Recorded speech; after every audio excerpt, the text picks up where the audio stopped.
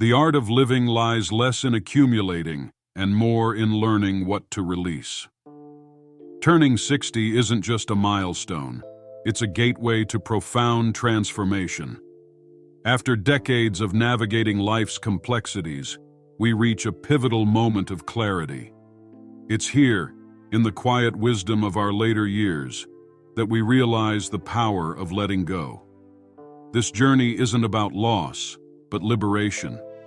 It's about shedding the weight of expectations, habits, and mindsets that no longer serve us. It's an opportunity to reclaim our authenticity and embrace life on our own terms. In my own voyage past 60, I've discovered 6 key things I no longer do. These aren't just changes. They're revelations that have brought me immense peace and fulfillment. Before we dive in, if you enjoy these insights, don't forget to subscribe and hit the notification bell so you never miss a new video. Let's begin. 1. I don't worry about others' opinions. For decades, I was a prisoner of perception. Every decision, every choice was filtered through the lens of what will others think. It was exhausting, this constant dance of trying to please an invisible audience. But as I stepped into my 60s, a revelation struck me. Those opinions I feared so much were nothing but shadows on the wall of my own making. I realized that people's judgments often say more about them than they do about me. Their criticisms, their raised eyebrows, their whispered comments, they're all projections of their own insecurities and expectations. Why should I carry the weight of their baggage? Now I walk my path with a lightness I've never known before. I wear what feels comfortable, pursue hobbies that bring me joy, and express my thoughts without fear of judgment. It's not that I've become inconsiderate or stopped valuing feedback. Rather, I've learned to distinguish between constructive input and needless noise. This freedom from others' opinions has allowed me to reconnect with my authentic self. I've rediscovered passions I had long buried and explored new territories I once thought unsuitable for my age. The irony is that in letting go of others' perceptions, I've become more approachable, more genuine, and more connected to those who truly matter. Remember, at 60, you've earned the right to be unapologetically you. Your life experiences, your wisdom, your quirks, they're all part of a unique tapestry that deserves to be displayed, not hidden away for fear of criticism. 2. I don't tolerate toxic relationships. Life is too short and too precious to spend it in the company of those who drain our energy and dampen our spirits. This is a lesson that took me far too long to learn, but one that has transformed my life since turning 60. In my younger years, I often found myself trapped in a web of toxic relationships. Whether it was friends who constantly criticized, family members who manipulated, or colleagues who undermined, I endured it all under the guise of loyalty or obligation. I thought it was my duty to fix these relationships, to be the bigger person, to keep the peace at all costs. But with age comes clarity. I've come to understand that not all relationships are meant to last a lifetime. Some are lessons, some are blessings, and some are simply burdens we need to release. Now, I carefully curate my social circle. I surround myself with people who uplift me, who challenge me to grow, who bring laughter and light into my life. It's not about cutting people off at the first sign of conflict. Healthy relationships require work and understanding. But it's about recognizing when a relationship consistently brings more pain than joy, more stress than support. This shift hasn't been easy. It required difficult conversations, setting firm boundaries, and sometimes walking away from long-standing relationships.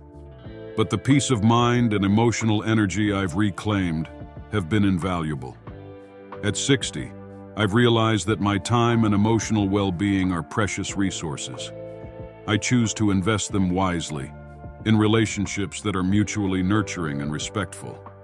This doesn't mean I've become cold or unforgiving.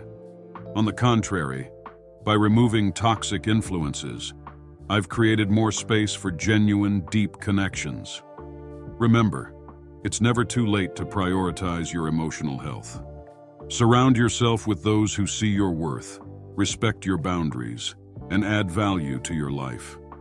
The quality of your relationships directly impacts the quality of your life. Choose wisely. 3. I don't harbor unrealistic expectations. Expectations are the silent architects of disappointment. For much of my life, I was a master builder of these emotional skyscrapers, constructing towering expectations for myself, others, and life in general. But as I entered my 60s, I realized these grand designs were often more of a burden than a blueprint for happiness. I expected my career to follow a certain trajectory, my relationships to unfold in a specific way, and my retirement to look like a glossy magazine spread. I held others to impossibly high standards, expecting them to read my mind, match my efforts, and prioritize my needs as I did theirs. Life, I believed, should unfold according to my carefully laid plans. But life had other ideas, and it was in the gap between my expectations and reality that frustration, resentment, and disappointment flourished. Now, I've learned the art of flexible expectations. I set goals, certainly, but I hold them lightly. I hope for the best, but prepare for a range of outcomes. This isn't pessimism or settling for less. It's realism tinged with optimism. With people, I've learned to appreciate them for who they are, not who I think they should be. I no longer expect my spouse to be my everything, my friends to always be available, or my grandchildren to follow the path I envision for them. Instead, I cherish the unique gifts each person brings into my life. This shift has brought an unexpected peace.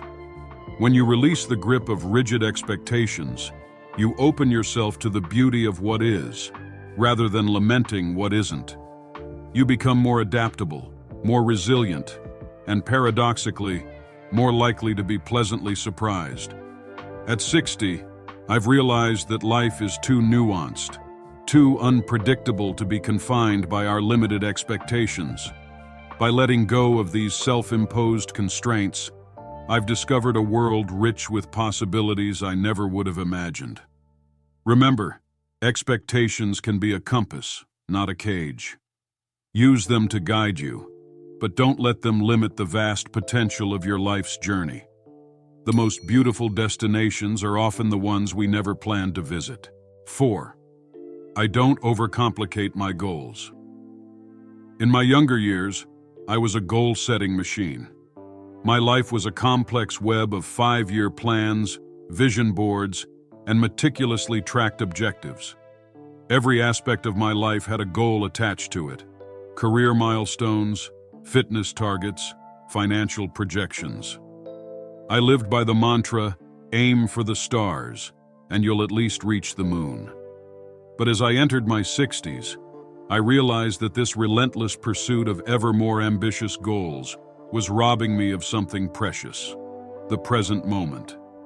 I was so focused on the future that I was missing the beauty of now. These days, my approach to goals has undergone a radical simplification. Instead of long-term, complex objectives, I focus on what truly matters in the immediate future. My goals are now more about quality of life than quantifiable achievements. For instance, rather than setting a goal to travel to 10 countries in the next 2 years, I might aim to have a meaningful travel experience this year. This shift allows for flexibility and serendipity. It opens the door to unexpected opportunities and allows me to adapt my plans as circumstances change. I've also learned to appreciate the power of small, daily goals.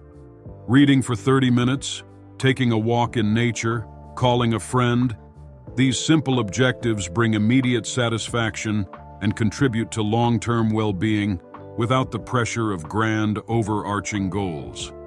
This doesn't mean I've stopped growing or challenging myself.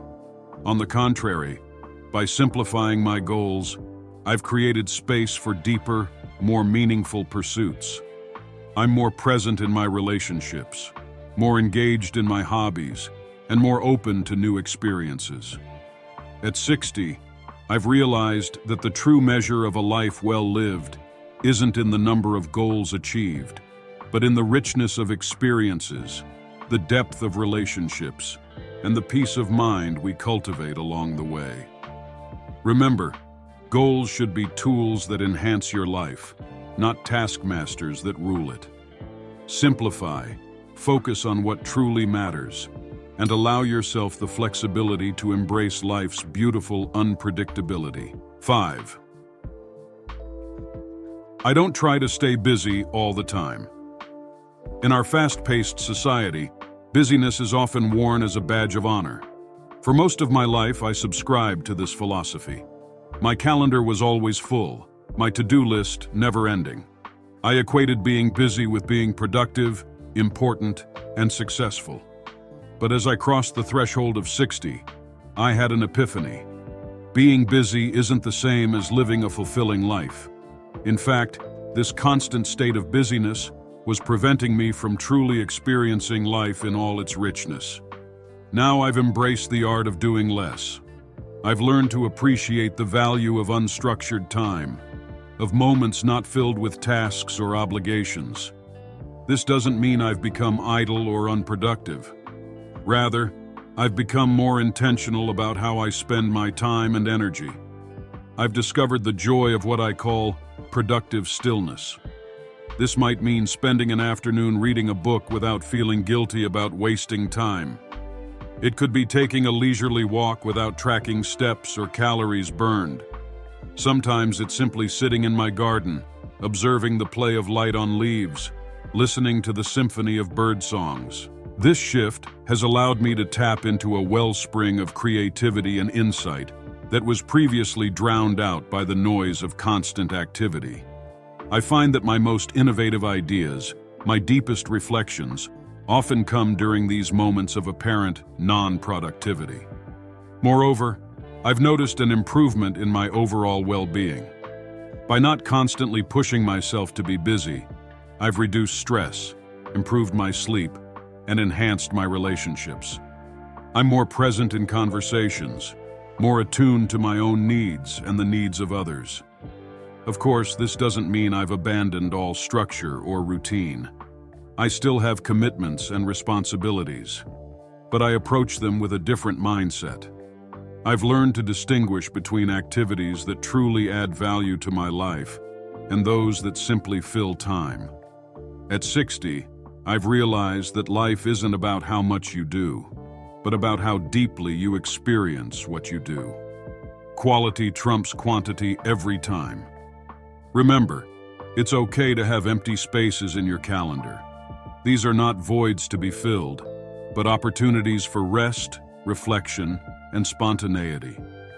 Embrace them, and you might just find that in doing less, you're living more. 6. I don't neglect my health and well-being. For much of my life, I treated my body like an inexhaustible machine, pushing it to its limits and often ignoring its signals. I sacrificed sleep for work, proper nutrition for convenience, and exercise for more important tasks. I thought I was investing in my future, but in reality, I was borrowing against it. As I entered my 60s, I realized that health isn't just the absence of illness. It's the foundation of a vibrant, fulfilling life. Now, I approach my health and well-being with a newfound respect and holistic perspective.